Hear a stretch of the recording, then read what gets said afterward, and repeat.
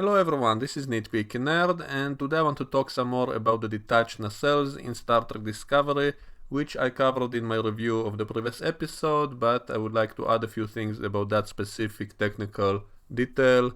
They show that Starfleet ships now have nacelles which are not connected to the main hull of the ship, and they say that it helps to improve efficiency and maneuverability. And when they were looking at one of the other ships, they were wondering where is the warp core, and so in my review I theorized that maybe they no longer have a warp core inside the ship itself. Maybe each nacelle has its own little warp core, which maybe in the past it wasn't possible because the warp core was too big and too expensive. You couldn't put them in the nacelles themselves, and so you just had one inside the ship powering both of the nacelles.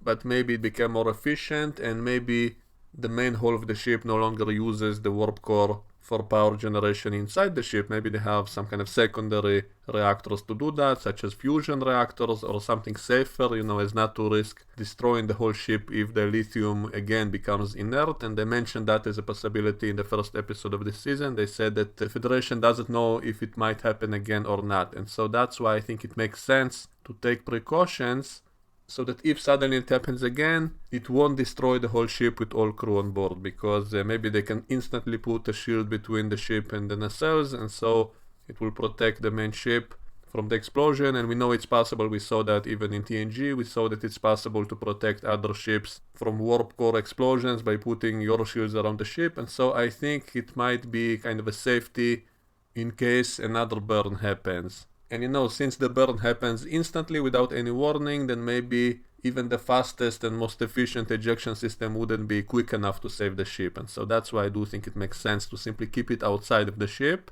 and to have some kind of automatic shields go up if something happens. So I wish they would have mentioned that as the reason. It's also possible the warp core is indeed inside the ship itself. Maybe it simply became smaller and more compactful, better shielded, and so on. But I kind of doubt it, because we know that the way it worked in the past, at least, is that the warp core generates what is called warp plasma, which is then sent to the nacelles, and they generate the warp field. And so if the nacelles are detached, then how exactly is the warp plasma going into the nacelles? I speculated in my previous review that maybe they're simply beaming it over constantly, but I don't think that would be very efficient and even possible, because we don't know if warp plasma can be easily transported. And I mentioned the episode of Enterprise in which they were going into that automatic station for repairs, and that station demanded to be paid using warp plasma, and then Tucker prepared a few containers of it from the Enterprise's warp core. And I said previously that I thought they transported it over to that station, but I just rewatched that episode and I see that he actually manually pushed those containers into that station, presumably through one of the airlocks connected to the station, and he manually had to take it all the way there. And what confused me is that I remember that the station asked him to put it on a transporter pad, and that's why I assumed it can be transported. But now I'm thinking it doesn't really make sense, because previously in the same episode we saw the station beaming people over site to site, and so why cannot it simply beam those containers by itself, unless it cannot? And so maybe that transporter pad is some kind of physical rail designed to take it somewhere, and it's not a transporter beaming technology, because maybe warp plasma cannot be transported. It's too unstable, or it's too energetic or something, so that it cannot be transported using a transporter. And by the way, that station was pretty advanced, a few centuries more advanced than the NX-01 Enterprise, and so I don't think even more advanced transporters would be capable of doing that effectively. And so that's why I don't really buy the idea that these new ships are simply beaming warp plasma from the center of the ship to the nacelles. And I think there's too many ways for that to go wrong and to stop working, and so I don't buy that. And that's why I prefer my theory that each nacelle has its own little warp core, and the only thing that the main ship might be transporting over is antimatter and deuterium for that reaction, without keeping too much fuel in the nacelle, so that if it explodes it won't cause too much of a big explosion. And as for the issue of safety, how stable is the structure of the nacelles being outside the ship and not physically touching? I think in this time period I can buy that it is pretty safe, because I'm guessing it's not just held together by magnets or a tractor beam. I'm guessing this is something way more advanced, such as quantum locking, which is something real, by the way. So if it's possible today to do stuff like that, I'm guessing in the far future it might be possible to do such a strong quantum locking that no one from outside the ship would be able to break it, and so no one can steal your nacelles and stuff like that. And so I think I can buy that this might be a safe way to do all of this, and so I don't really have a problem with that. And as for the issue of better maneuverability, I actually think it does make sense, and I demonstrated that in my previous video, and I showed that since the nacelles are detached, it's now possible to rotate them easily and quickly into any direction without having to rotate the entire ship, because a ship is a very big and massive structure, and I saw a few people in the comments who think that in space it doesn't matter. I'm sorry to say you are incorrect, because to move a mass you still have to invest a lot of energy into it, even if it's in space. Of course there is no friction in space, but you still have to invest energy to get a mass moving or rotating. And so to quickly move the entire ship in a certain direction, you would have to spend a lot of energy, and it won't be instantaneous. I know the sport drive itself does that, so that's another problem, but we can say that's a separate system which uses some kind of super duper magical ability that no one else has, and so I'm not going to talk about that right now. But normally, to turn a ship to one side would take energy and time. And you would also have to compensate inside the ship, meaning because you have living people inside the ship, you have to use your inertial dampeners to prevent the people inside the ship from crashing into the bulkheads and dying from this movement, and so you have to spend even more energy and resources to countermeasure the g-forces so that people inside the ship won't die. But if the nacelles have no people in them, then you won't have to do it inside the nacelles. So you would be able to turn them around into any direction very quickly without needing inertial dampeners inside them and without it being too costly, and so you would be able to do it much easier and much faster.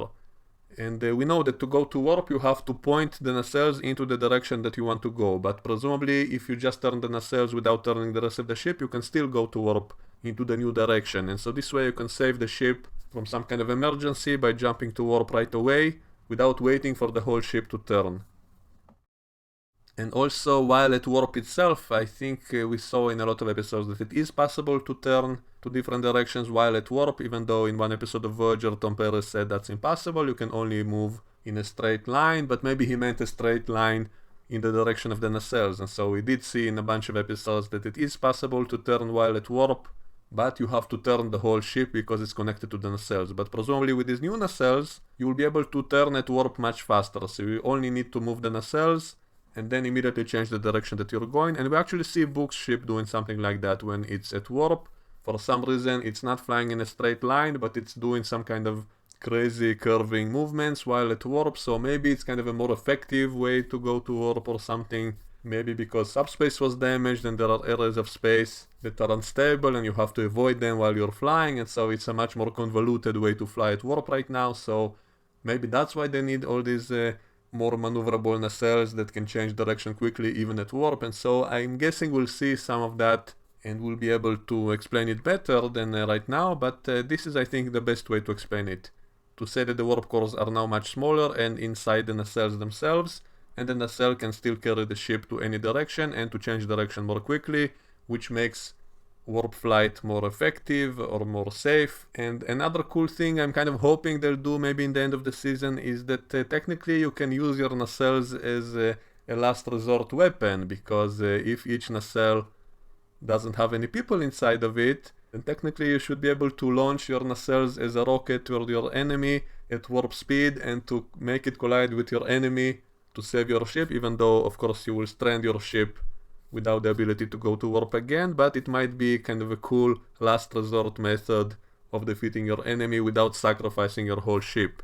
And some people might complain about that, it's like weaponizing warp, which would make it too easy maybe in some situations, just like, you know, in The Last Jedi they used hyperspace ramming as a thing which didn't exist before, and that kind of begs the question, why did no one use it before? But in Star Trek, even though we didn't actually see that, but it was mentioned a few times as a possibility. I remember Riker wanted to ram the Enterprise into the Borg cube to save Earth, and yet he didn't have to in the last moment, which by the way I think was a huge missed opportunity.